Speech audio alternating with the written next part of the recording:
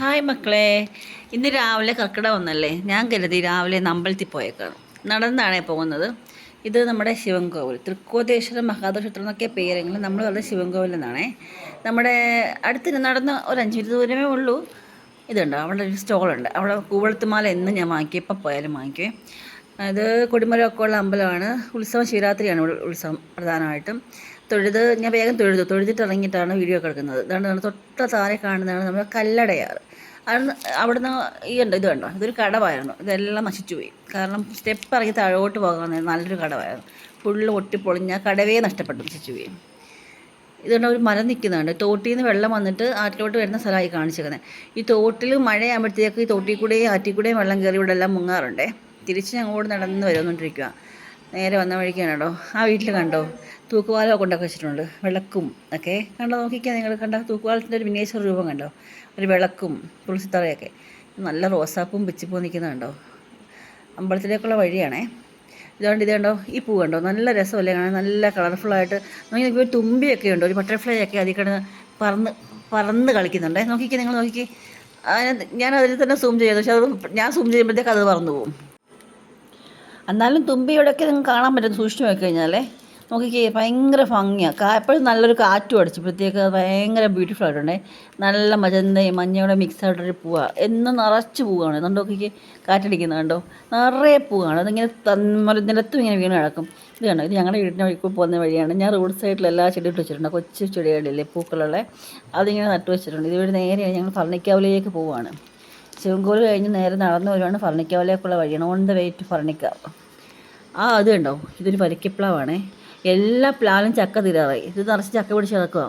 വരിക്കപ്ലാവായതുകൊണ്ട് ഞാനൊരു കൗതുകത്തിന് വേണ്ടി എടുത്തതന്നേ ഉള്ളൂ കേട്ടോ. അമ്പലത്തിലോട്ട് പോകുന്ന വഴിക്കാണേ. ചെറിയ ചെറിയ ചക്കകളാണ്. ഇത് കണ്ടോ, ഇത് അമ്പലത്തിൽ കയറി. ഞാൻ വേഗം അമ്പലത്തിൽ കയറിയിട്ട് വന്നു, കാരണം ലേറ്റ് ആയിപ്പോയിരുന്നേ. അർച്ചന എടുത്തിട്ട് ഇറങ്ങി വന്നു. ഇത് കണ്ടോ, കൽവിളക്കാണേ. നിറച്ച് എണ്ണ ഒഴിച്ച് വൈകുന്നേരം ആകുമ്പം കത്തിക്കും. നല്ല ഭംഗിയാണ് കാണാൻ. ഇത് കണ്ടോ, നനയാതിരിക്കാൻ വേണ്ടി ബുത്തുക്കൂടെയൊക്കെ ഉണ്ട് ഇവിടെ കണ്ടോ. ഇത് ഞങ്ങളുടെ അമ്പലത്തിൻ്റെ ആനക്കൊട്ടിൽ. ഇതാണ് ഞങ്ങളുടെ ഭരണിക്കാവ് അമ്പലം. ഇതിനകത്ത് ഞങ്ങളുടെ ആനക്കൊട്ടിൽ. ഇതാണ് നമ്മുടെ മാടൻ നട.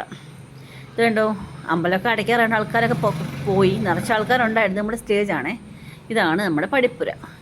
ഇത് നമ്മുടെ ഉമാദേവി നിൽക്കുന്ന ആനത്തറിയും കണ്ടോ. കുളിച്ച് സുന്ദരിയായിട്ട് രാവിലെ നിൽക്കുക.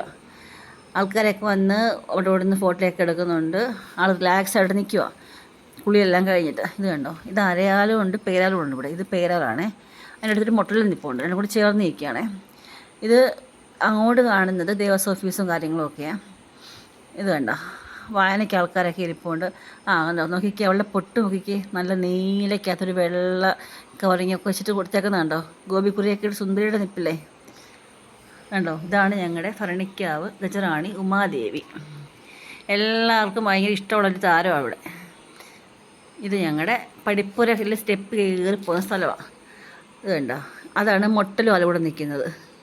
ഇതിൻ്റെ അടുത്ത് നിൽക്കുന്ന ആരാന്ന് ചോദിക്കരുത്, ഞാൻ പറയത്തില്ല. ഇത് കണ്ടോ, ഭയങ്കര ഒരു കാറ്റടിച്ച് നോക്കി. ഏതാണ്ട് രക്തകന്നലത്തിൻ്റെ മരമാണ് നിൽക്കുന്നത് കേട്ടോ. കാറ്റടിച്ചപ്പം കണ്ടോ, നല്ല രസമൊക്കെ കാണാൻ. രക്തകന്നലം നിൽപ്പുണ്ട്. അമ്പലത്തിനകത്താണ് ഇത്. അമ്പലത്തിൻ്റെ അകവശമാണ് കാണുന്നത്. എന്നാൽ പിന്നെ തിരിച്ച് വീട്ടിലേക്ക് വന്ന വഴിക്ക് ഇതാണ് ഞങ്ങളുടെ ഉപദേവാലയങ്ങളായി കാണുന്നത്. അവിടെ കാണുന്ന യക്ഷയമ്പലം. ഇത് 3 അമ്പലങ്ങളുണ്ട്, കൃഷ്ണനും മുരുകനും അയ്യപ്പനും. ഇത് കണ്ടോ, ഇവിടെ പിന്നെ പാലയും മന്ദാരമൊക്കെ നിൽപ്പുണ്ട്.